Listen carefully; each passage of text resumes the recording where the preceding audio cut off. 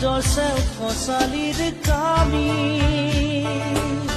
চাৰিজন মানুহে কান্ধত তুলি নিব চাৰিজন মানুহে কান্ধত তুলি নিব নৈৰ ঘাটলে বুলি মোৰ মনাই নৈৰ ঘাটলে বুলি দেহৰ ভৰসা নাই বুজিছানে নাই